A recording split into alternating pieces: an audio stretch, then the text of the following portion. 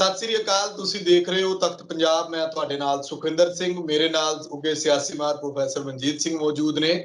ਗੱਲਬਾਤ ਅਸੀਂ ਕਰਾਂਗੇ ਕਿ ਸੰਯੁਕਤ ਕਿਸਾਨ ਮੋਰਚੇ ਦੇ ਲੀਡਰਾਂ ਉੱਤੇ ਸਵਾਲ ਉੱਠ ਰਹੇ ਨੇ, ਕਿਸਾਨੀ ਅੰਦੋਲਨ ਨੂੰ ਲੈ ਕੇ, ਲਖੀਮਪੁਰ ਵਾਪਰੀ ਘਟਨਾ ਨੂੰ ਲੈ ਕੇ, ਕਿਸਾਨਾਂ ਦੇ ਮੁੱਦਿਆਂ ਨੂੰ ਲੈ ਕੇ। ਉਧਰਲੇ ਪਾਸੇ ਹਰਿਆਣਾ ਸਰਕਾਰ ਦੇ ਵਿੱਚ ਸਭ ਕੁਝ ਠੀਕ ਠਾਕ ਜਿਹੜਾ ਨਜ਼ਰ ਨਹੀਂ ਆ ਰਿਹਾ। ਮੁੱਖ ਮੰਤਰੀ ਮਨੋਹਰ ਲਾਲ ਖੱਟਰ ਨੂੰ ਹਟਾਉਣ ਦੀਆਂ ਜਿਹੜੀਆਂ ਤਿਆਰੀਆਂ, ਅੰਦਰ ਖਾਤੇ ਚਰਚਾ ਚੱਲ ਰਹੀ ਹੈ ਕਿ ਉਹਨਾਂ ਨੂੰ ਹਟਾ ਕੇ ਕਿਸੇ ਹੋਰ ਨੂੰ ਮੁੱਖ ਮੰਤਰੀ ਲਾ ਦਿੱਤਾ ਜਾਣਾ। ਉਧਰ यूपी ਦੇ ਵਿੱਚ ਜਿਸ ਤਰ੍ਹਾਂ ਦੇ ਹਾਲਾਤ ਬਣੇ ਹੋਏ ਨੇ ਉਹਦੇ ਨਾਲ ਨਜਿੱਠਣ ਦੇ ਲਈ ਇਧਰੋਂ ਰਾਹੁਲ ਗਾਂਧੀ ਹੋਰੀ ਤੇ ਮੁੱਖ ਮੰਤਰੀ ਚਰਨਜੀਤ ਸਿੰਘ ਚੰਨੀ ਪੰਜਾਬ ਵਾਲੇ ਤੇ ਹੋਰ ਛੱਤੀਸਗੜ੍ਹ ਦੇ ਮੁੱਖ ਮੰਤਰੀ ਉੱਥੇ ਜਾ ਕੇ ਐਲਾਨ ਕਰਕੇ ਆਏ ਨੇ। ਉੱਥੇ ਜਾ ਕੇ ਕਿਸਾਨ ਪਰਿਵਾਰਾਂ ਦੇ ਨਾਲ ਗੱਲਬਾਤ ਕੀਤੀ ਆ। ਹਾਲਾਂਕਿ ਪ੍ਰਿयंका ਗਾਂਧੀ ਨੂੰ ਕਾਫੀ ਮੁਸ਼ੱਕਤ ਤੋਂ ਬਾਅਦ ਜਿਹੜਾ ਰਿਹਾ ਕੀਤਾ ਗਿਆ। ਚਰਨਜੀਤ ਸਿੰਘ ਚੰਨੀ ਹੋਣੀ ਉੱਥੇ 50-50 ਲੱਖ ਰੁਪਏ ਮ੍ਰਿਤਕਾਂ ਦੇ ਪਰਿਵਾਰਾਂ ਨੂੰ ਦੇਣ ਦਾ ਐਲਾਨ ਕਰਕੇ ਆਏ ਨੇ। ਪਰ ਇਧਰਲੇ ਪਾਸੇ ਜਦੋਂ ਅਸੀਂ ਪੰਜਾਬ ਵੱਲ ਨਜ਼ਰ ਮਾਰਦੇ ਆ ਤਾਂ ਗੁਲਾਬੀ ਸੁੰਡੀ ਨਾਲ ਪੀੜਤ ਜਿਹੜੇ ਕਿਸਾਨ ਨੇ ਉਹ ਖਜ਼ਾਨਾ ਮੰਤਰੀ ਮਨਪ੍ਰੀਤ ਸਿੰਘ ਬਾਦਲ ਦੇ ਘਰ ਦੇ ਬਾਹਰ ਪੱਕਾ ਧਰਨਾ ਲਾ ਕੇ ਬੈਠੇ ਹੋਏ ਨੇ। ਉਹ ਵੀ ਮੁਆਵਜ਼ੇ ਦੀ ਇਧਰਲੇ ਪਾਸੇ ਉਡੀਕ ਕਰਦੇ ਨੇ। ਨਾਲੋਂ ਨਾਲ ਖਬਰਾਂ ਦੇ ਵਿੱਚ ਚਰਚਾ ਚਰਨਜੀਤ ਸਿੰਘ ਚੰਨੀ ਹੋਰਾਂ ਦੇ ਸ਼ਾਹੀ ਮਿਜਾਜ਼ ਨੂੰ ਲੈ ਕੇ ਕਹਿ ਸਕਦੇ ਆ ਕਿ ਕੈਪਟਨ ਸਾਹਿਬ ਹੋਣਾ ਤੇ ਇਲਜ਼ਾਮ ਜਿਹੜੇ ਲੱਗਦੇ ਸੀ ਜਾਂ ਜਿਹੜੇ ਬਾਦਲਾਂ ਤੇ ਲੱਗਦੇ ਰਹੇ ਨੇ। ਇਧਰਲੇ ਪਾਸੇ ਚੋਪਰ ਕਹਿੰਦੇ 25 ਕਿਲੋਮੀਟਰ ਦੀ ਦੂਰੀ ਤੈਅ ਕਰਨ ਦੇ ਲਈ ਮੁੱਖ ਮੰਤਰੀ ਦੀ ਰਿਹਾਇਸ਼ ਤੋਂ ਮੋਹਾਲੀ 에ਅਰਪੋਰਟ ਤੱਕ ਜਾਣ ਦੇ ਲਈ ਚੋਪਰ ਦਾ ਸਹਾਰਾ ਲੈਣਾ ਪਿਆ। ਉਹ ਕਿੰਨਾ ਮਹਿੰਗਾ ਪਿਆ ਹੋਣਾ ਇਹ ਤੁਸੀਂ ਅਸੀਂ ਸਭ ਜਾਣਦੇ ਆ। ਪੰਜਾਬ ਦਾ ਖਜ਼ਾਨਾ ਅੱਗੇ ਖਾਲੀ ਹੈ। ਇਹ ਸਭ ਦੇ ਉੱਤੇ ਅਸੀਂ ਗੱਲਬਾਤ ਕਰਾਂਗੇ। ਤੁਹਾਡਾ ਪ੍ਰੋਫੈਸਰ ਸਾਹਿਬ ਬਹੁਤ ਬਹੁਤ ਧੰਨਵਾਦ ਸੁਖਵਿੰਦਰ ਜੀ। ਸ਼ੁਕਰੀਆ ਪ੍ਰੋਫੈਸਰ ਸਾਹਿਬ। ਪਹਿਲਾਂ ਸ਼ੁਰੂਆਤ ਜਿਹੜੀ ਹੈ ਸੰਯੁਕਤ ਕਿਸਾਨ ਮੋਰਚੇ ਤੋਂ ਟਕੈਤ ਸਾਹਿਬ ਨੂੰ ਲੈ ਕੇ ਤੇ ਹੋਰ ਕਿਸਾਨ ਲੀਡਰਾਂ ਨੂੰ ਲੈ ਕੇ ਬੜੇ ਸਵਾਲ ਉੱਠ ਰਹੇ ਨੇ ਕਿ ਲਖੀਮਪੁਰ ਖੀਰੀ ਦੇ ਵਿੱਚ ਜੋ ਕੁਝ ਹੋਇਆ, ਦਿੱਲੀ ਦੇ ਵਿੱਚ ਜਾਂ ਜਿੱਥੇ ਕਿਸਾਨ ਬੈਠੇ ਨੇ ਉੱਥੇ ਮਾੜਾ ਮੋਟਾ ਕੋਈ ਹਿਲਜੁਲ ਇਸ ਪੱਧਰ ਦੀ ਕਿ ਸਰਕਾਰ ਦੇ ਨੱਕ 'ਚ ਧੂਆਂ ਆਉਂਦਾ ਉਹ ਜੀ ਕੋਈ ਨਜ਼ਰ ਨਹੀਂ ਆਈ। ਕਿਹਾ ਜਾ ਰਿਹਾ ਕਿ ਠੰਡੇ ਕਿਉਂ ਪੈ ਗਏ, ਆਖਰਕਾਰ ਗੱਲ ਕੀ ਹੈ? ਕੀ ਕਹਿਣਾ ਤੁਹਾਡਾ ਇਹਦੇ ਬਾਰੇ? ਨਹੀਂ, ਇਹ ਇਸ ਤਰ੍ਹਾਂ ਦੀ ਕੋਈ ਗੱਲ ਨਹੀਂ ਹੈਗੀ। ਪਹਿਲੀ ਗੱਲ ਤੇ ਆਪਾਂ ਇਹ ਸਮਝੀਏ ਕਿ ਟਕੈਤ ਸਾਹਿਬ ਅੱਜ ਤੋਂ ਹੀ ਨਹੀਂ, ਆਪਣੇ ਪਿਤਾ ਤੋਂ ਮਹਿੰਦਰ ਸਿੰਘ ਟਕੈਤ ਤੋਂ ਲੈ ਕੇ ਉਹ ਇੱਕ ਪਾਪੂਲਰ ਲੀਡਰ ਹੈਗੇ ਉੱਥੇ ਕਿਸਾਨਾਂ ਦੇ, ਖਾਸ ਕਰ ਜਿਹੜੇ ਜਾਟ ਸਮੁਦਾਇ ਦੇ ਔਰ ਪੱਛਮੀ ਯੂਪੀ ਦੇ ਵਿੱਚ ਉਹ ਪੁਰਾਣੇ ਐਸਟੈਬਲਿਸ਼ਡ ਲੀਡਰ ਹੈਗੇ। ਤੇ ਕੁਦਰਤੀ ਹੈ ਜਦੋਂ ਐਡੀ ਵੱਡੀ ਮੰਦਭਾਗੀ ਕੋਈ ਦੁਰਘਟਨਾ ਹੋਈ ਹੋਵੇ, ਘੱਲੂਘਾਰਾ ਹੋਇਆ ਹੋਵੇ, ਤਾਂ ਉਹ ਤੁਰੰਤ ਪ੍ਰੈਸ ਕਾਨਫਰੰਸ ਕਰਕੇ ਲਖੀਮਪੁਰ ਖੀਰੀ ਨੂੰ ਨਿਕਲ ਗਏ ਸੀ। ਜਿਹੜੀ ਚਰਚਾ ਜ਼ਿਆਦਾ ਹੋਈ ਬਾਅਦ ਵਿੱਚ ਵੀ ਇਸ ਤਰੀਕੇ ਦੇ ਨਾਲ ਲੰਬੀਆਂ ਡਿਸਕਸ਼ਨਾਂ ਕਰਨ ਤੋਂ ਬਾਅਦ ਵਿੱਚ ਮ੍ਰਿਤਕਾਂ ਦੇ ਪਰਿਵਾਰਾਂ ਨੂੰ ਸ਼ਾਮਲ ਕਰਕੇ, ਲੋਕਲ ਕਿਸਾਨ ਜਥੇਬੰਦੀਆਂ ਨੂੰ ਸ਼ਾਮਲ ਕਰਕੇ ਇੱਕ ਜਿਹੜਾ ਸਮਝੌਤਾ ਕਰ ਲਿਆ ਗਿਆ, ਜਿਹਨੂੰ ਇੰਝ ਕਹਿ ਲਓ ਕਿ ਇੱਕ ਉਸ ਹਾਲਾਤ ਨੂੰ, ਉਸ ਜਿਹੜੇ ਕਿ ਜਿਹੜੇ ਇੱਕਦਮ ਬਹੁਤ ਟੈਂਸ ਹਾਲਾਤ ਬਣੇ ਸੀ, ਉਸ ਨੂੰ ਸ਼ਾਂਤ ਕਰਨ ਲਈ ਜਿਹੜਾ ਉਹਨਾਂ ਨੇ ਫੈਸਲਾ ਲਿਆ, ਉਹਦੇ ਬਾਰੇ ਕਾਫੀ ਚਰਚਾ ਜਾਂ ਕੰਟਰੋਵਰਸੀ ਹੈਗੀ। ਕੁਝ ਜਿਹੜੇ ਸਾਡੇ ਵੀਰਾਂ ਨੂੰ ਕਾਫੀ ਗੁੱਸਾ ਆ ਤੇ ਉਹ ਇਹ ਸੋਚਦੇ ਹੈ ਕਿ ਆਪਾਂ ਸਿਰਫ ਜਿਹੜਾ ਕੋਈ ਰਾਹਤ ਦੇਣੀ, ਆਰਥਿਕ ਤੌਰ ਤੇ ਪੈਕੇਜ ਦੇਣਾ, ਨੌਕਰੀ ਦੇਣੀ ਜਾਂ ਕੋਈ ਹੋਰ ਗੱਲ ਸੀਗੀ ਕਿ ਛੋਟਾ ਮੋਟਾ ਕਿ FIR ਦਰਜ ਹੋ ਗਈ ਸੀਗੀ। ਤੇ ਇਸ ਗੱਲਾਂ ਦੇ ਉੱਤੋਂ ਜਿਹੜੀ ਉਹਦੇ ਚ ਮੁੰਡੇ ਦੇ ਨਾਂ ਤੇ ਹੋਈ ਆ, ਜਿਹੜਾ ਆਸ਼ੀਸ਼ ਉਹਦਾ ਮੁੰਡਾ ਮਿਨਿਸਟਰ ਦਾ ਸਾਹਿਬਾਨ ਦਾ ਹੈਗਾ, ਕਿ ਉਹਦੇ ਨਾਂ ਤੇ ਜਿਹੜੀ FIR ਜਦੋਂ ਦਰਜ ਹੋ ਗਈ ਆ, ਕਤਲ ਦਾ 302 ਦਾ ਹੋ ਗਿਆ। ਤਾਂ ਇਸ ਗੱਲ ਤੋਂ ਬਾਅਦ ਉਹਨਾਂ ਨੇ ਕਿਹਾ ਕਿ ਹੁਣ ਸਾਨੂੰ ਆਪਣਾ ਜਿਹੜੀ ਉੱਥੇ ਰੋਸ ਆ ਉਸ ਨੂੰ ਇੱਕ ਪਾਸੇ ਰੱਖ ਕੇ ਕ੍ਰਿਮੀਨੇਸ਼ਨ ਵੱਲ, ਕਿਉਂਕਿ ਜਿਹੜੇ ਰਿਪੋਰਟ ਵੀ ਸਾਰੀ ਜਿਹੜੀ ਡਾਕਟਰੀ ਰਿਪੋਰਟ ਸਾਰੀ ਉਹ ਹੋ ਚੁੱਕੀ ਸੀਗੀ। ਪਰ ਇਹਦੇ ਵਿਚਾਲੇ ਇੱਕ ਗੱਲ ਇਹ ਹੋਈ ਕਿ ਪਤਾ ਇਹ ਲੱਗਾ ਕਿ ਇੱਕ ਡਾਕਟਰੀ ਰਿਪੋਰਟ ਜਿਹੜੀ ਗੁਰਵਿੰਦਰ ਹੋਣਾ ਦੀ ਹੈ ਉਹ ਸਹੀ ਨਹੀਂ ਹੈ। ਉਹ ਯੰਗ ਮੁੰਡਾ, ਸੁਣਨ 'ਚ ਨਵੀਂ ਗੱਲ ਰੋਜ਼ ਆ ਰਹੀ ਹੈ, ਇਹ ਤੇ ਬਾਕੀ ਦੇ ਸਾਰਾ ਤਹਿਕੀਕਾਤ ਤੋਂ ਬਾਅਦ ਪਤਾ ਚੱਲੂ ਕਿ ਅੱਗੇ ਜਾ ਕੇ ਉਹ ਜਿਹੜਾ ਆਸ਼ੀਸ਼ ਮੁੰਡਾ ਹੈਗਾ, ਆਸ਼ੀਸ਼ ਮਿਸ਼ਰਾ ਮਿਨਿਸਟਰ ਦਾ, ਗੱਡੀ ਉਹਦੀ ਆਊਟ ਆਫ ਕੰਟਰੋਲ ਹੋ ਗਈ। ਉਹ ਗੱਡੀ ਛੱਡ ਕੇ ਉਹ ਭੱਜਿਆ। ਜਦੋਂ ਭੱਜ ਕੇ ਗੰਨੇ ਦੇ ਖੇਤਾਂ ਵੱਲ ਚੱਲਿਆ ਤੇ ਇਹ ਮੁੰਡੇ ਨੇ ਉਹਨੂੰ ਜੱਫਾ ਪਾ ਕੇ ਪਕੜਨ ਦੀ ਕੋਸ਼ਿਸ਼ ਕੀਤੀ, ਜਿਹਦੇ 'ਚ ਉਹਨੇ ਤੁਰੰਤ ਪਿਸਟਲ ਨਾਲ ਗੋਲੀ ਮਾਰੀ, ਜਿਹੜੀ ਗੋਲੀ ਲੱਗੀ। ਤੇ ਜਿਹੜਾ ਪੋਸਟਮਾਰਟਮ ਰਿਪੋਰਟ ਉਹਦੀ ਆਈ ਤੇ ਉਹਦੇ 'ਚ ਉਸ ਗੱਲ ਦਾ ਕਿਤੇ ਕੋਈ ਜ਼ਿਕਰ ਨਹੀਂ ਸੀ ਗੋਲੀ ਦਾ। ਤੇ ਇਹਦਾ ਮਤਲਬ ਸਾਫ਼ ਸੀ ਕਿ ਉਸ ਨੂੰ ਬਚਾਉਣਾ ਚਾਹੁੰਦੇ। ਲਾਇਸੈਂਸਡ ਪਿਸਟਲ ਵਿੱਚ ਉਹ ਗੋਲੀ ਲੱਗੀ ਹੋਊਗੀ, ਉਹ ਗੋਲੀ ਦੇ ਸਾਈਜ਼ ਦਾ, ਨਿਸ਼ਾਨ ਦਾ ਸਾਰਾ ਕੁਝ ਪਤਾ ਲੱਗਣਾ ਚਾਹੀਦਾ। ਉਸ ਤੋਂ ਜਿਹੜੇ ਪਿਸਟਲ ਚੋਂ ਗੋਲੀ ਚੱਲੀ ਉਹਦਾ ਪਤਾ ਲੱਗ ਜਾਂਦਾ। ਹੁਣ ਸਵਾਲ ਇਹ ਸਾਰੇ ਅੰਕੜੇ ਡਾਕੂਮੈਂਟ ਸਾਰੇ ਐਵੀਡੈਂਸ ਕੌਣ ਇਕੱਠੇ ਕਰੇ? ਪੁਲਿਸ ਨੇ ਕਰਨੇ। ਤੇ ਜੇ ਪੁਲਿਸ ਚਮਚੇ ਬਣੀ ਹੋਈ ਹੈ ਖੁਦ ਸਰਕਾਰ ਦੀ, ਹੋਮ ਮਿਨਿਸਟਰ ਦੀ, ਕਿਉਂਕਿ ਹੋਮ ਮਿਨਿਸਟਰ ਦੇ ਥੱਲੇ ਪੁਲਿਸ ਹੈ, ਤੇ ਕਿਵੇਂ ਕੋਈ ਇਨਕੁਆਇਰੀ ਹੋਊਗੀ? ਕਿਵੇਂ ਸਾਰੇ ਇਸ ਵੇਲੇ ਜਿਹੜੇ ਐਵੀਡੈਂਸ ਇਕੱਠੇ ਹੋਣਗੇ ਜਾਂ ਹੋਰ ਸਾਰੀਆਂ ਚੀਜ਼ਾਂ ਤਹਿਕੀਕਾਤ ਸਾਰੇ ਜਿਹੜੇ ਜੋ ਵੀ ਕਹਿੰਦੇ ਕਰਨੀ, ਕਿਵੇਂ ਲੋਕ ਭਰੋਸਾ ਕਰਨਗੇ? ਇਹ ਇੱਕ ਅਜੀਬ ਜੀ ਪ੍ਰਸਥਿਤੀ ਬਣੀ ਹੋਈ ਹੈ। ਮੈਂ ਆਪਣੇ ਵੀਰਾਂ ਨੂੰ ਦੂਜੀ ਸਾਈਡ ਬਾਰੇ ਵੀ ਅਵਗਤ ਕਰਾਉਣਾ, ਉਹਨਾਂ ਵੀਰਾਂ ਨੂੰ ਜਿਹੜੇ ਇਹ ਕਹਿੰਦੇ ਆ ਕਿ ਨਹੀਂ ਸਾਨੂੰ ਆਰ ਪਾਰ ਦੀ ਲੜਾਈ ਉੱਥੋਂ ਹੀ ਛੇੜ ਦੇਣੀ ਚਾਹੀਦੀ ਸੀਗੀ। ਦੋਵੇਂ ਚੀਜ਼ਾਂ ਦੇਖੋ, ਇਹ ਉਹੀ ਵੀ ਬੀਜੇਪੀ ਆ ਜਿਹਨੇ ਭੁੱਜ ਵਿੱਚ ਪੰਜਾਬੀਆਂ ਨੂੰ ਮੰਗਵਾ ਕੇ ਉੱਥੇ ਉਜੜੇ ਹੋਏ ਇਲਾਕਿਆਂ ਨੂੰ ਆਬਾਦ ਕਰਵਾ ਕੇ ਜਦੋਂ ਉਹ ਸਾਰਾ ਕੁਝ ਠੀਕ ਠਾਕ ਹੋ ਗਿਆ, ਹੁਣ ਉਹਨਾਂ ਨੂੰ ਉੱਥੋਂ ਖਦੇੜਨ ਦੇ ਲਗਾਤਾਰ ਉਪਰਾਲੇ ਹੁੰਦੇ ਆ, ਜਿਸ ਦੇ ਹੱਕ ਵਿੱਚ ਜਾਨੀ ਖਦੇੜਨ ਦੇ ਹੱਕ ਵਿੱਚ ਖੁਦ ਬੀਜੇਪੀ ਦੀ ਸਰਕਾਰ ਸੁਪਰੀਮ ਕੋਰਟ ਦੇ ਵਿੱਚ ਕੇਸਾਂ ਦੇ ਵਿੱਚ ਇਨਵੋਲਡ ਹੈਗੀ ਆ ਕਿ ਇਹ ਉੱਥੇ ਪੰਜਾਬੀ ਭੁੱਜ ਦੇ ਏਰੀਏ ਗੁਜਰਾਤ ਦੇ ਵਿੱਚ ਨਹੀਂ ਰਹਿਣੇ ਚਾਹੀਦੇ, ਇਹਨਾਂ ਨੇ ਕਬਜ਼ੇ ਕੀਤੇ ਹੋਏ ਆ। ਸਵਾਲ ਇੱਥੇ ਪੈਦਾ ਹੋ ਰਿਹਾ ਸੀ ਕਿ ਜਿਹੜੇ ਸਿੱਖ ਭਾਈਚਾਰਾ ਬੜਾ ਮਜ਼ਬੂਤ ਭਾਈਚਾਰਾ ਗਾਜ਼ੀਪੁਰ ਜਾਂ ਹੋਰ ਦੇ ਵਿੱਚ, ਲਖੀਮਪੁਰ, ਪੀਲੀਭੀਤ ਸਾਰੇ ਏਰੀਏ 'ਚ, ਮੈਂ ਖੁਦ ਉਸ ਏਰੀਏ ਤੋਂ ਵਾਕਫ ਹਾਂ। ਲਖੀਮਪੁਰ 'ਚ ਸਾਡੇ ਬਹੁਤ ਰਿਸ਼ਤੇਦਾਰ, ਸਾਡੀ ਆਪਣੀ ਜ਼ਮੀਨ, ਮੈਂ ਉਸ ਏਰੀਏ ਤੋਂ ਵਾਕਫ ਹਾਂ। ਮੇਰੀ ਐਮਐਸਸੀ ਦਾ ਬਾਈ ਦਾ ਵੇ, ਮੈਂ ਐਮਐਸਸੀ ਦਾ ਜਿਹੜਾ ਥੀਸਿਸ ਕੀਤਾ ਸੀਗਾ ਐਗਰੀਕਲਚਰ ਯੂਨੀਵਰਸਿਟੀ ਦੇ ਵਿੱਚ, ਉਹ ਇਹਨਾਂ ਕਿਸਾਨਾਂ ਤੇ ਕੀਤਾ ਜਿਹੜੇ ਉੱਥੇ ਜਾ ਕੇ ਤਰਾਈ ਦੇ ਵਿੱਚ 14 ਜ਼ਿਲ੍ਹਿਆਂ 'ਚ, ਉਹਨਾਂ ਦਿਨਾਂ 'ਚ 14 ਜ਼ਿਲ੍ਹੇ ਸੀ, ਅੱਜ ਕੱਲ੍ਹ ਤੇ ਉਹ 20-25 ਜ਼ਿਲ੍ਹੇ ਹੋ ਗਏ ਹੋਣੇ ਆ, ਜਿਹੜੇ ਡੇਰਾ ਇੱਥੋਂ ਉੱਤਰਾਖੰਡ ਤੋਂ ਸ਼ੁਰੂ ਹੋ ਕੇ ਅੱਗੇ ਤੱਕ ਜਾਂਦੇ ਆ, ਫੁੱਟਹਿਲ ਦੇ ਨਾਲ ਤਰਾਈ ਦਾ ਏਰੀਆ। ਉਸ ਏਰੀਏ 'ਚ ਕਿਸਾਨ ਕਿਵੇਂ ਰਹੇ, ਕਿੱਦਾਂ ਹੋਏ, ਮੈਂ ਸਾਰਾ ਡਿਟੇਲ ਉਹਦੇ ਬਾਰੇ, ਮੈਨੂੰ ਕੁਛ ਤੇ ਅਨੁਭਵ ਆਪਣੇ ਚੋਂ, ਕੁਛ ਮੈਂ ਜਦੋਂ ਰਿਸਰਚ ਕੀਤੀ ਉਦੋਂ ਮੈਨੂੰ ਸਾਰਾ ਪਤਾ ਲੱਗਾ। ਹੁਣ ਇਹੋ ਜਿਹੇ ਜੰਗਲਾਂ 'ਚ ਸੱਪਾਂ ਦੀਆਂ ਸਿਰੀਆਂ ਮਿੱਧ ਕੇ ਉੱਥੇ ਅਜੇ ਵੀ ਸਾਡੇ ਘਰ ਚੋਂ, ਜਿੱਥੇ ਸਾਡਾ ਫਾਰਮ ਆ, ਡੰਗਰਾਂ ਨੂੰ ਖਿੱਚ ਕੇ ਸ਼ੇਰ ਰਾਤ ਨੂੰ ਲੈ ਜਾਂਦੇ ਆ, ਰਾਤ ਭਰ ਰਾਖੀ ਕਰਨੀ ਪੈਂਦੀ। ਇਹੋ ਜਿਹੇ ਹਾਲਾਤ ਅੱਜ ਦੀ ਗੱਲ ਕਰ ਰਿਹਾ ਮੈਂ, ਪੁਰਾਣੀ ਨਹੀਂ। ਨੈਸ਼ਨਲ ਦੁਧਵਾ ਪਾਰਕ ਦੇ ਬਿਲਕੁਲ ਬਗਲ ਵਿੱਚ ਆ, ਬਹੁਤ ਸਾਰੇ ਪੰਜਾਬੀ ਉੱਥੇ ਬੈਠੇ ਜਿੱਥੋਂ ਸ਼ੇਰ, ਹਾਥੀ, ਹੋਰ ਨਿਕਲ ਕੇ ਬਹੁਤ ਸਾਰੇ ਜਾਨਵਰ ਉਜਾੜਾ ਵੀ ਕਰਦੇ ਆ। ਉਹ ਲੋਕਾਂ ਨੇ ਉੱਥੇ ਜਿੱਥੇ ਸਾਰੀ ਕਿਸਮ ਦੀ ਟਰਾਈ ਕਰਨ ਤੋਂ ਬਾਅਦ ਜਦੋਂ ਪੰਜਾਬੀ ਕਾਮਯਾਬ ਹੋਏ ਤਾਂ ਬਹੁਤ ਸਾਰੀ ਰਾਜਨੀਤਿਕ ਲੋਕ ਉਂਗਲੀ ਲਾ ਕੇ ਲੋਕਾਂ ਦੇ ਨੂੰ ਪੰਜਾਬੀਆਂ ਦੇ ਵਿਰੁੱਧ ਕਿਸੇ ਨਾ ਕਿਸੇ ਤਰੀਕੇ ਦੇ ਨਾਲ ਭੜਕਾਉਣਾ ਚਾਹੁੰਦੇ ਆ, ਇਹ ਕਹਿ ਕੇ ਕਿ ਦੇਖੋ ਜੀ ਇਹ ਤੁਹਾਡੀਆਂ ਜ਼ਮੀਨਾਂ, ਜਦਕਿ ਉਹ ਖਰੀਦੀਆਂ ਹੋਈਆਂ ਜ਼ਮੀਨਾਂ, ਇਹ ਤੁਹਾਡੀਆਂ ਜ਼ਮੀਨਾਂ, ਇਹ ਕੌਣ ਹੁੰਦੇ ਆ ਤੇ ਤੁਸੀਂ ਇਹਨਾਂ ਨੂੰ ਜੇ ਇੱਥੇ ਭਜਾਓਗੇ ਤੇ ਤੁਹਾਡੇ ਕਬਜ਼ੇ ਹੋਣਗੇ। ਮੈਨੂੰ ਐ ਲੱਗਦਾ ਕਿ ਜਦੋਂ ਇਹੋ ਜਿਹੀ ਬਹੁਤ ਹੀ ਵੱਡਾ ਕੋਈ ਘੱਲੂਘਾਰਾ ਹੁੰਦਾ, ਲੀਡਰ ਵੀ ਬਹੁਤ ਦਬਾਅ ਥੱਲੇ ਹੁੰਦੇ ਆ, ਬਹੁਤ ਟੈਂਸ ਹੁੰਦੇ ਆ, ਖਾਸ ਕਰ ਜਦੋਂ ਜਿਸ ਕਿਸਮ ਦਾ ਬੀਜੇਪੀ ਨੇ ਉੱਥੇ ਸਾਰੀ ਘੇਰਾਬੰਦੀ ਕੀਤੀ ਹੋਈ ਸੀ, ਨੈਟ ਨੂੰ ਕੱਟ ਦਿੱਤਾ, ਹੋਰ ਸਾਰਾ ਕੁਝ ਕੱਟ ਕਟਾ ਕੇ, ਕਿਸੇ ਲੀਡਰ ਨੂੰ ਨਹੀਂ ਜਾਣ ਦਿੱਤੇ, ਚੱਪੇ ਚੱਪੇ ਦੇ ਉੱਤੇ ਪੁਲਿਸ ਦੇ ਪਹਿਰੇ ਲਾਤੇ। ਹੋਮ ਮਿਨਿਸਟਰ ਆ ਭਾਈ, ਤੁਸੀਂ ਸੋਚ ਕੇ ਤੇ ਦੇਖੋ, ਹੋਮ ਮਿਨਿਸਟਰ ਦਾ ਮਤਲਬ ਚਿੜੀ ਨਹੀਂ ਫੜਕਣ ਦੇਵਾਂਗੇ।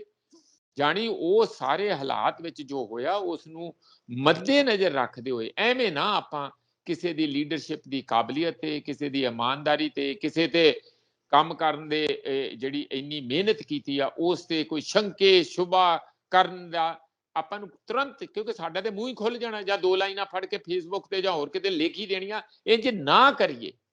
ਇਹ ਬਹੁਤ ਵੱਡਾ ਅੰਦੋਲਨ ਆ, ਬਹੁਤ ਇਤਿਹਾਸਕ ਅੰਦੋਲਨ ਆ, ਸਾਰਿਆਂ ਦੀਆਂ ਬਹੁਤ ਕੁਰਬਾਨੀਆਂ, ਕੋਈ ਇਸ ਤਰ੍ਹਾਂ ਰਾਤੋਂ ਰਾਤ ਬਦਲ ਨਹੀਂ ਜਾਂਦਾ, ਕੋਈ ਰਾਤੋਂ ਰਾਤ ਭੱਜ ਨਹੀਂ ਸਕਦਾ, ਜਿਹੜਾ ਭੱਜੂਗਾ ਉਹ ਆਤਮ ਹੱਤਿਆ, ਰਾਜਨੀਤਿਕ ਆਤਮ ਹੱਤਿਆ ਕਰੂਗਾ, ਕੋਈ ਇਸ ਮੌਕੇ ਤੇ ਚਾਹੁੰਦਾ ਨਹੀਂ। ਉਹ ਹਰਮਨ ਪਿਆਰੇ ਲੀਡਰ ਹੈਗੇ ਆ, ਇਸ ਲਈ ਆਪਾਂ ਦੂਜੇ ਪਾਸੇ ਸੂਈ ਘਮਾਉਣ ਦੀ ਜਗ੍ਹਾ ਉਸ ਨੂੰ ਜਿਹੜੀ ਰੀਅਲਿਸਟਿਕ ਹਾਲਾਤ ਆ, ਉੱਥੇ ਦੇ ਅਸਲੀ ਹਾਲਾਤ ਆ, ਬਹੁਤ ਵੱਡੀ ਗਿਣਤੀ 'ਚ ਲੋਕ ਇਕੱਠੇ ਹੋਣ ਲੱਗ ਗਏ ਸੀ, ਕਹਿੰਦੇ ਕਿ ਸੁਣਨ 'ਚ ਆਇਆ ਕਿ 20-25 ਹਜ਼ਾਰ ਲੋਕ ਇਕੱਠੇ ਹੋ ਗਏ ਸੀ। ਯੋਗੀ ਲਈ, ਹੋਰਨਾਂ ਲਈ ਬੜੀ ਵੱਡੀ ਸਿਰਦਰਦੀ ਬਣ ਗਈ ਸੀ ਕਿ ਜੇ ਵੱਡੇ ਪੱਧਰ ਤੇ ਇਸ ਕਿਸਮ ਦੀ ਜਿਹੜੀ ਲੋਕਾਂ ਦੀ ਮੋਬਿਲਾਈਜੇਸ਼ਨ ਹੋ ਗਈ ਔਰ ਆਪ ਮੁਹਾਰੇ ਹੋ ਗਈ, ਜਿਹਦਾ ਕੋਈ ਲੀਡਰਸ਼ਿਪ ਦਾ ਕੋਈ ਉੱਥੇ ਕੰਟਰੋਲ ਨਾ ਰਿਹਾ, ਤਾਂ ਫਿਰ ਇਹ ਇੱਕ ਲਾਅ ਐਂਡ ਆਰਡਰ ਦੀ ਵੱਡੀ ਪ੍ਰੋਬਲਮ, ਚੁਣੌਤੀ ਖੜੀ ਹੋਊਗੀ। ਹੌਲੀ ਹੌਲੀ ਗੱਲਾਂ ਕਿਸਾਨ ਲੀਡਰਾਂ ਵੱਲੋਂ ਵੀ ਜਿਵੇਂ ਜਿਵੇਂ ਉਹ ਖੁੱਲ ਕੇ ਆਉਣਗੇ ਉਹ ਸਾਹਮਣੇ ਆਉਣਗੀਆਂ। ਅੱਜ ਜਿਹੜੇ ਰਕੇਸ਼ ਟਕੈਤ ਆ, ਉਹਨਾਂ ਨੇ ਇੱਕ ਛੋਟੀ ਜੀ, ਮੈਂ ਉਹਨਾਂ ਦੀ ਕਲਿੱਪਿੰਗ ਪ੍ਰੈਸ ਕਾਨਫਰੰਸ ਦੀ ਸੁਣੀ, ਉਹਨਾਂ ਨੇ ਕਿਹਾ ਕਿ ਜੋ ਵੀ ਅਸੀਂ ਕੀਤਾ ਉਸ ਨੂੰ ਸਮਝੌਤਾ ਨਾ ਕਹੋ, ਉਹ ਤੇ ਅਸੀਂ ਉਸ ਕਰੰਟ ਸਿਚੁਏਸ਼ਨ ਦੇ ਵਿੱਚ ਇੱਕ ਕਿਵੇਂ ਅਸੀਂ ਨਿਕਲ ਕੇ ਬਾਹਰ ਆਉਣਾ, ਉਸ ਤਰੀਕੇ ਨਾਲ ਇੱਕ ਤੁਸੀਂ ਕਹੋ ਸਮਝੌਤੇ ਦਾ ਸ਼ਬਦ ਉਹਨਾਂ ਦਾ ਨਹੀਂ, ਮੈਨੂੰ ਦੂਜਾ ਸ਼ਬਦ ਯਾਦ ਨਹੀਂ ਆ ਰਿਹਾ, ਕਿ ਉਸ ਤਰੀਕੇ ਨਾਲ ਅਸੀਂ ਇੱਕ ਸ਼ਾਂਤੀ ਕਰਨ ਲਈ ਪਿਉ ਤੜਾਇਆ ਸਾਡਾ, ਜਾਨੀ ਟੈਕਟਿਸ ਅਸੀਂ ਲਾਏ ਆ। ਪਰ ਜਿੱਥੋਂ ਤੱਕ ਬਾਕੀ ਮਾਮਲੇ ਆ ਸੰਯੁਕਤ ਕਿਸਾਨ ਮੋਰਚੇ ਦੇ, ਕਿ ਉਹਨਾਂ ਬੰਦਿਆਂ ਨੂੰ ਫੜਿਆ ਜਾਏ, ਉਹ ਮੁੰਡੇ ਨੂੰ ਆਸ਼ੀਸ਼ ਨੂੰ ਫੜ ਕੇ ਜੇਲ੍ਹ 'ਚ ਦਿੱਤਾ ਜਾਏ, ਉਹਦੇ ਪਿਓ ਨੂੰ ਮਿਨਿਸਟਰੀ ਤੋਂ ਹਟਾਇਆ ਜਾਏ, ਜਾਂ ਸੁਪਰੀਮ ਕੋਰਟ ਦੇ ਜੱਜ ਦੀ ਇੱਕ ਤੁਰੰਤ ਸਿਟਿੰਗ ਜੱਜ ਦੀ ਇਨਕੁਆਇਰੀ ਹੋਏ, ਹੋਰ ਸਾਡੇ ਜਿਹੜੇ ਪੁਰਾਣੇ ਤਿੰਨੇ ਕਾਲੇ ਕਾਨੂੰਨ ਨੂੰ ਵਾਪਸ ਕਰਨ ਦਾ ਮੁੱਦਾ, ਕਹਿੰਦੇ ਅਸੀਂ ਸਾਰੇ ਉਹਦਾ ਤੇ ਬਕਾਇਦਾ ਡਟ ਕੇ ਖੜੇ ਹੋਏ ਹਾਂ, ਅਸੀਂ ਕੋਈ ਇੱਕ ਕਦਮ ਨਹੀਂ ਸਾਡਾ ਪਿੱਛੇ। ਤੇ ਉਹਨਾਂ ਨੇ ਜਿਹੜੇ ਮੀਡੀਆ ਵਾਲੇ ਪੁੱਠੇ ਸਿੱਧੇ ਸਵਾਲ ਕਰਨਾ ਚਾਹੁੰਦੇ ਸੀ, ਉਹਨਾਂ ਨੂੰ ਵੀ ਕਾਫੀ ਬੈਕਫੁੱਟ ਤੇ ਕੀਤਾ। ਔਰ ਖਾਸ ਇੱਕ ਜਿਹੜੀ ਇਨਫੋਰਮੇਸ਼ਨ ਦੱਸੀ ਕਿ ਜਿਹੜਾ ਹੋਮ ਮਿਨਿਸਟਰ ਅਜੇ ਮਿਸ਼ਰਾ ਇਹ ਗੱਲ ਕਹਿ ਰਿਹਾ ਸੀ 25 ਤਰੀਕ ਨੂੰ ਆਪਣੀ ਵੀਡੀਓ ਦੇ ਵਿੱਚ, ਕਿਉਂਕਿ 27 ਤਰੀਕ ਨੂੰ ਭਾਰਤਵੰਦ ਸੀ, ਉਦੋਂ ਪਹਿਲਾਂ ਕਿਸਾਨਾਂ ਨੂੰ ਧਮਕੀਆਂ ਦੇ ਰਿਹਾ ਸੀ ਤੇ ਕਹਿੰਦਾ ਸੀ ਮੇਰੀ ਬੈਕਗਰਾਉਂਡ ਤੋਂ ਜੇ ਤੁਹਾਨੂੰ ਨਹੀਂ ਪਤਾ ਤੇ ਯੂਪੀ ਤੋਂ ਜਾ ਕੇ ਪਤਾ ਲਓ। ਤੇ ਉਹਨਾਂ ਨੇ ਇਹ ਕਿਹਾ ਕਿ ਬੈਕਗਰਾਉਂਡ ਉਹਦੀ ਇਹ ਹੈ, ਇਹ ਸਮਗਲਿੰਗ ਕਰਦਾ, ਇਹ ਜਿਹੜੇ ਚੰਦਨ ਦੀ ਲੱਕੜੀ ਹੈ, ਖੈਰ ਦੀ ਜਿਹਦਾ ਕੱਥਾ ਬਣਦਾ ਪਾਨ 'ਚ ਲੱਗਦਾ ਆ, ਉਹਦੀ ਲੱਕੜੀ ਦਾ, ਈਵਨ ਯੂਰੀਆ ਖਾਦ ਦਾ, ਇਹੋ ਜਿਹੀਆਂ ਫਰਟੀਲਾਈਜ਼ਰਸ ਦਾ, ਇਹ ਨੇਪਾਲ ਤੇ ਇਧਰੋਂ ਇੰਡੀਆ ਦੇ ਵਿੱਚ ਕਾਫੀ ਇਹੋ ਜਿਹਾ ਨਜਾਇਜ਼ ਸਮਗਲਿੰਗ ਕਰਨ ਦੇ ਵਿੱਚ ਸ਼ਾਮਲ ਸੀ ਜਦੋਂ ਮਿਨਿਸਟਰ, ਜਦੋਂ ਪੋਲਿਟਿਕਸ 'ਚ ਆਉਣ ਤੋਂ ਪਹਿਲਾਂ। ਹੁਣ ਇਹੋ ਜਿਹੇ ਬੰਦੇ, ਇਹੋ ਜਿਹੀ ਬੈਕਗਰਾਉਂਡ ਦੇ, ਉਹਨਾਂ ਤੋਂ ਕੀ ਉਮੀਦ ਕਰੋਗੇ? ਜੋ ਜਿਸ ਕਿਸਮ ਦੀ ਉਹਨਾਂ ਦੀ ਬਿਰਤੀ, ਜਿਸ ਕਿਸਮ ਦੇ ਉਹਨਾਂ ਦੇ ਆਮਦਨ ਦੇ ਸਾਧਨ, ਉਸੇ ਕਿਸਮ ਦੇ ਉਹਨਾਂ ਦੇ ਕਾਰਨਾਮੇ ਤੇ ਉਸੇ ਕਿਸਮ ਦੀ ਉਹਨਾਂ ਦੀ ਔਲਾਦ। ਇਹ ਸਾਰੀ ਸੰਯੁਕਤ ਕਿਸਾਨ ਮੋਰਚਾ, ਸਾਰੇ ਦੇਸ਼ ਦੇ ਨਿਆਂ ਪਸੰਦ ਲੋਕ, ਵਕੀਲ, ਆਮ ਜਨਤਾ, ਖਾਸ ਕਰਕੇ ਕਿਸਾਨ ਸਮੁਦਾਇ ਅੱਜ ਗੁਹਾਰ ਲਾ ਕੇ, ਦੁਹਾਈ ਦੇ ਕੇ ਇਹ ਕਹਿ ਰਿਹਾ ਕਿ ਨੰਬਰ 1 ਤੁਰੰਤ ਬਰਖਾਸਤ ਕੀਤਾ ਜਾਏ ਇਸ ਹੋਮ ਮਿਨਿਸਟਰ ਨੂੰ। ਥੋੜੀ ਜੀ ਮੈਨੂੰ ਕਿਸੇ ਗੱਲ ਦੀ ਉਮੀਦ ਲੱਗਦੀ ਹੈ ਕਿ ਸ਼ਾਇਦ ਅਮਿਤ ਸ਼ਾਹ ਦੇ ਦਿਮਾਗ 'ਚ ਆ ਗਿਆ ਹੋਵੇ। ਅਮਿਤ ਸ਼ਾਹ ਨਾਲ ਅੱਜ ਮੀਟਿੰਗ ਹੋਈ ਹੈ ਸਟੇਟ ਹੋਮ ਮਿਨਿਸਟਰ ਦੀ, ਮਿਸ਼ਰਾ ਦੀ, ਅਜੇ ਮਿਸ਼ਰਾ ਦੀ।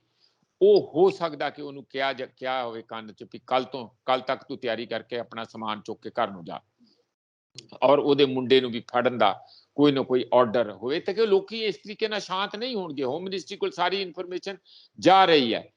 ਜੇ ਇਹ ਹੁੰਦਾ, ਔਰ ਦੂਸਰੀ ਗੱਲ ਮੇਰੀ ਇਹ ਕਹਿਣਾ ਹੈ ਇੱਥੇ ਕਿ ਆਪਾਂ ਆਪਣੇ ਲੀਡਰਾਂ ਪ੍ਰਤੀ ਇੱਧਰ ਉੱਧਰ ਦੀਆਂ ਕੋਈ ਸੋਚਣ ਦੀ ਜਗ੍ਹਾ, ਊਚ ਨੀਚ ਸੋਚਣ ਦੀ ਜਗ੍ਹਾ, ਜਾਂ ਐਵੇਂ ਫਾਲਤੂ ਆਪਣੇ ਮਨ 'ਚ ਸ਼ੰਕੇ ਖੜੇ ਕਰਨ ਦੀ ਜਗ੍ਹਾ, ਆਪਾਂ ਨੂੰ ਇਸ ਘੜੀ ਦੇ ਵਿੱਚ ਜਦੋਂ ਯੁੱਧ ਹੁੰਦਾ ਉਦੋਂ ਕਿੰਨੇ ਗਿਰ ਗਏ, ਕਿਹਦੇ ਸੱਟਾਂ ਲੱਗੀਆਂ, ਉਹ ਨਹੀਂ ਗਿਣੇ ਜਾਂਦੇ।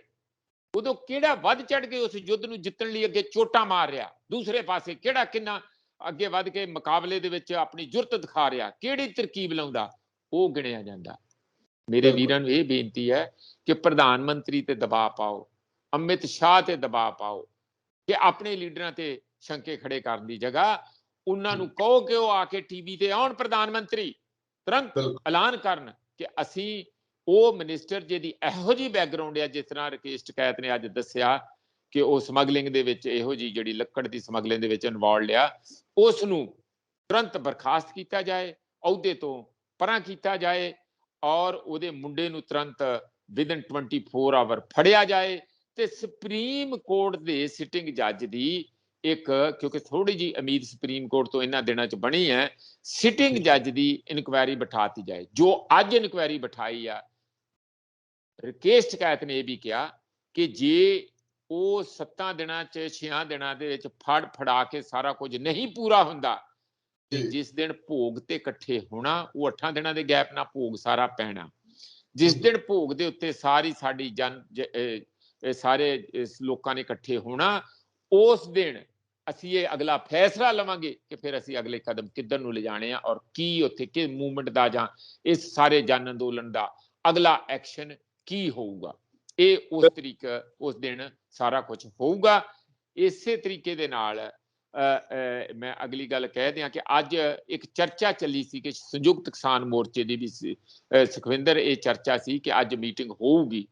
ਉਹ ਸ਼ਾਇਦ, ਜੋ ਮੈਨੂੰ ਪਤਾ ਲੱਗਾ ਪ੍ਰਾਈਵੇਟਲੀ, ਕਿ ਅੱਜ ਉਸ ਕਿਸਮ ਦੀ ਫਾਰਮਲ ਮੀਟਿੰਗ नहीं हुई, वो ਬੱਤੀਆਂ ਦੀ ਪਹਿਲਾਂ ਮੀਟਿੰਗ ਕਰਨਗੇ, ਫਿਰ ਸੰਯੁਕਤ ਕਿਸਾਨ ਮੋਰਚੇ ਦੀ ਮੀਟਿੰਗ ਕਰਨਗੇ। ਉਹ ਕਾਫੀ ਇੱਕ ਲੋਕਤੰਤਰਿਕ ਢੰਗ ਦੇ ਨਾਲ ਕਰਦੇ ਆ, ਕੋਈ ਕਾਲਚ ਨਹੀਂ ਉਸ ਕਿਸਮ ਨਾਲ ਕਿ ਤੁਰੰਤ ਤੱਤ ਪੜਾਤ ਪਹਿਲਾਂ ਕੋਈ ਫੈਸਲਾ ਕਰ ਲਓ, ਫਿਰ ਉਹਦਾ ਮੁੜ ਕੇ ਜ਼ਿੰਮੇਵਾਰੀ ਚੁੱਕਣੀ ਔਖੀ ਹੋ ਜੇ।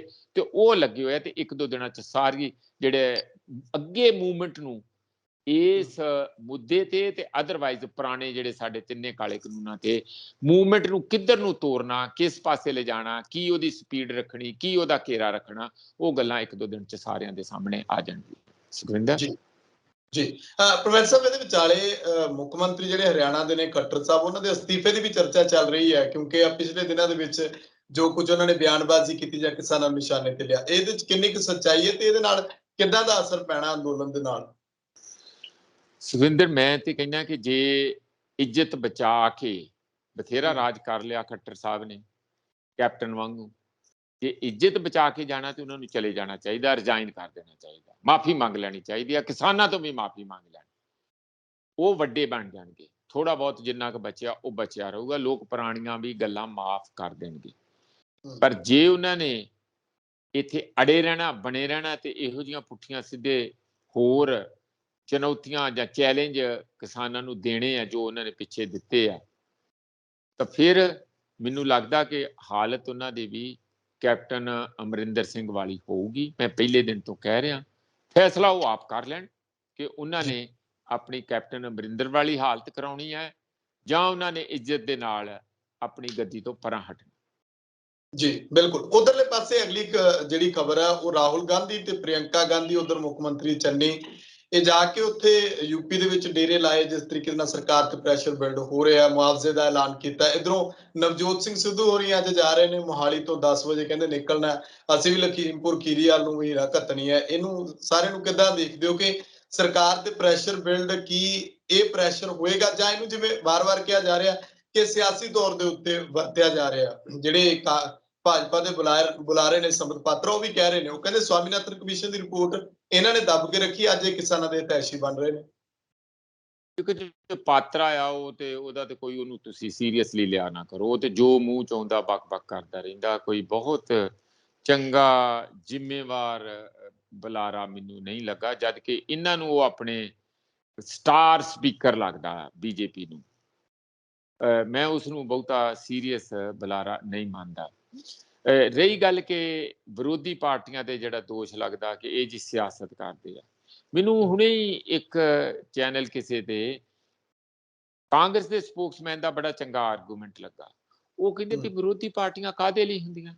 ਉਹਨਾਂ ਦਾ ਮਤਲਬ ਇੱਕ ਵਾਚ ਡੌਗ ਦੇ ਉੱਤੇ ਤੌਰ ਤੇ ਕੰਮ ਕਰਨਾ, ਇੱਕ ਚੌਕੀਦਾਰ ਦੇ ਉੱਤੇ ਤੌਰ ਤੇ ਕੰਮ ਕਰਨਾ, ਕਿ ਜੋ ਹਾਕਮ ਧਿਰ ਹੈ ਕੀ ਉਹ ਆਪਣੀ ਜ਼ਿੰਮੇਵਾਰੀ, ਸੰਵਿਧਾਨਿਕ ਜ਼ਿੰਮੇਵਾਰੀ, ਲਾਅ ਐਂਡ ਆਰਡਰ ਦੀ ਜ਼ਿੰਮੇਵਾਰੀ, ਵਿਕਾਸ ਦੇ ਵਿੱਚ ਕੀਤੇ ਵਾਅਦਿਆਂ ਦੇ ਉੱਤੇ ਜੋ ਸਰਕਾਰ ਦੀ ਜ਼ਿੰਮੇਵਾਰੀ, ਕੀ ਉਹ ਪੂਰੇ ਉਤਰ ਰਹੇ ਕਿ ਨਹੀਂ ਉਤਰ ਰਹੇ?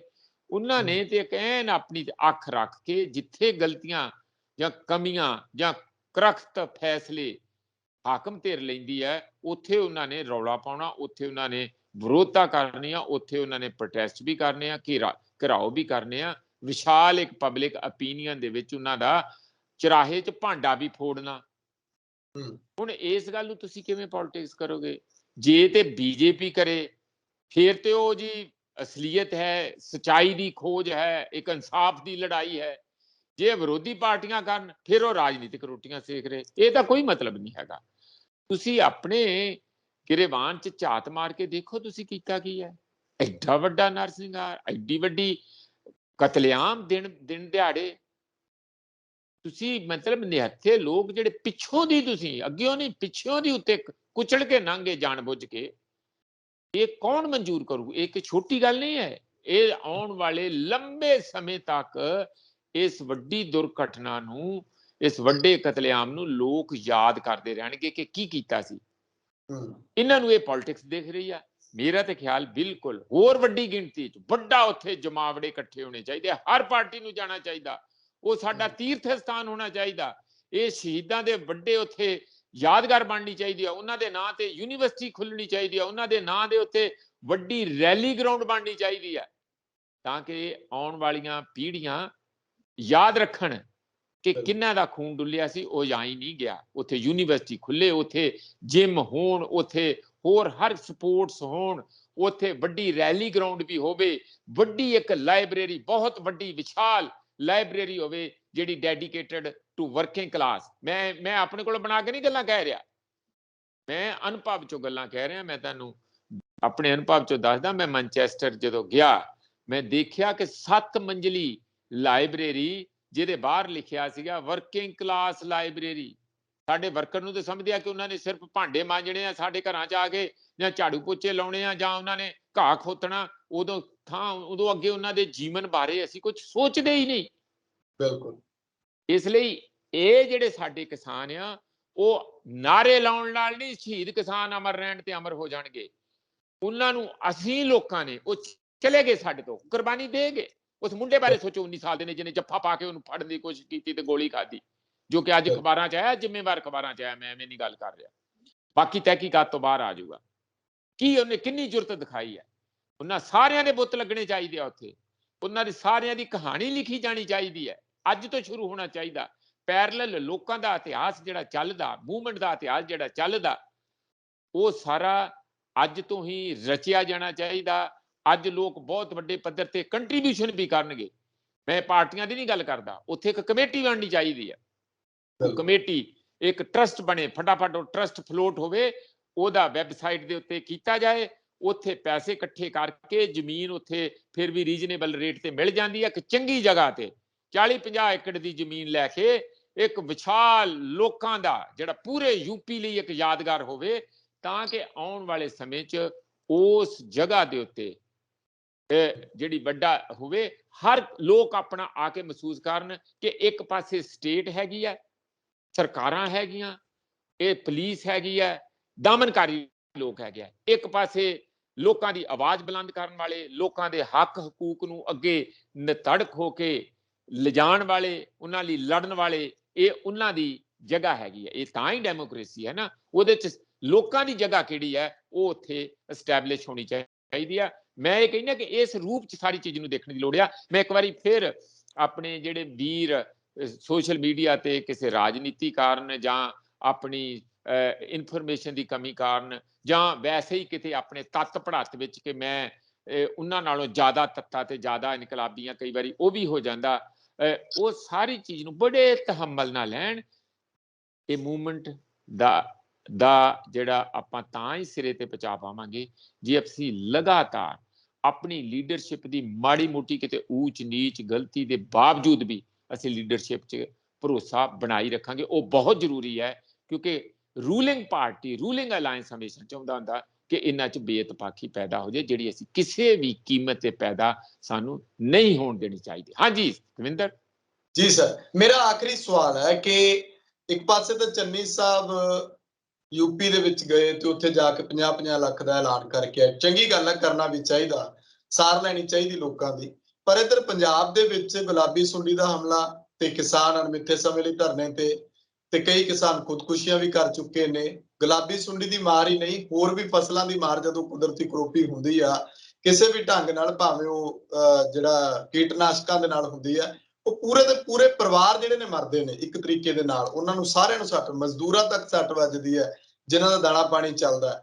ਇਹਨੂੰ ਕਿੱਦਾਂ ਦੇਖਦੇ ਹੋ ਕਿ ਚੋਪਰ ਦੀਆਂ ਉਡਾਰੀਆਂ 25 ਕਿਲੋਮੀਟਰ ਤੱਕ ਲਾਉਣੀਆਂ ਕਿ ਅਸੀਂ ਬਹੁਤ ਤੇਜ਼ ਕੰਮ ਕਰ ਰਹੇ ਹਾਂ, ਅਸੀਂ ਯੂਪੀ ਲਖੀਮਪੁਰ ਵੀ ਜਾਏ, ਤੇ ਇੱਧਰ ਪੰਜਾਬ ਦੇ ਵਿੱਚ ਦੁਰਦਸ਼ਾ ਕੀ ਹੈ? ਉਹਦੇ ਤੇ ਕੋਈ ਉਸ ਢੰਗ ਦਾ ਜਿਹੜਾ ਵੱਡਾ ਐਲਾਨ ਨਹੀਂ ਹੁੰਦਾ, ਜਾਂ ਫਿਰ ਐਲਾਨ ਤੱਕ ਹੀ ਸੀਮਤ ਰਹਿ ਸਕਦਾ? ਦੇਖੋ, ਇਹਦੇ 'ਚ ਮੇਰੇ ਵੱਲੋਂ ਕੋਈ ਕਹਿਣ ਲਈ ਬਹੁਤੀ ਗੱਲ ਹੈ ਨਹੀਂ। ਇਹ ਤੇ ਖੁਦ ਚੰਨੀ ਸਾਹਿਬ ਨੂੰ ਸੋਚਣਾ ਚਾਹੀਦਾ ਕਿ ਉਹਨਾਂ ਨੇ, ਉਹ ਉਸ ਸਮੁਦਾਇ 'ਚੋਂ ਆਉਂਦੇ ਆ ਜਿਹੜੇ ਸਾਰੀ ਉਮਰ, ਉਹ ਖੁਦ ਆਪਣੇ ਬਾਰੇ ਵੀ ਦੱਸਿਆ ਉਹਨਾਂ ਨੇ। ਮੈਂ ਬਾਕੀ ਕਿਹਦੀ ਕੀ ਗੱਲ ਕਰਨਾ ਕਿ ਮੇਰੇ ਘਰ ਦੇ ਸਿਰ ਤੇ ਛੱਤ ਨਹੀਂ ਸੀ, ਉਹ ਥੋੜੇ ਜਿਹੇ ਭਾਵੁਕ ਵੀ ਹੋਏ। ਆਪਾਂ ਨੂੰ ਉਹ ਆਪਣਾ ਪਿਛੋਕੜ ਨਹੀਂ ਭੁੱਲਣਾ ਚਾਹੀਦਾ। ਉਹ ਆਪਣਾ ਨਹੀਂ, ਸਾਰੇ ਸਮੁਦਾਇ ਸਾਡਾ ਇਹੋ ਜਿਹੇ, ਬਹੁਤ ਸਾਰੇ ਗਰੀਬ ਲੋਕ ਹੈਗੇ।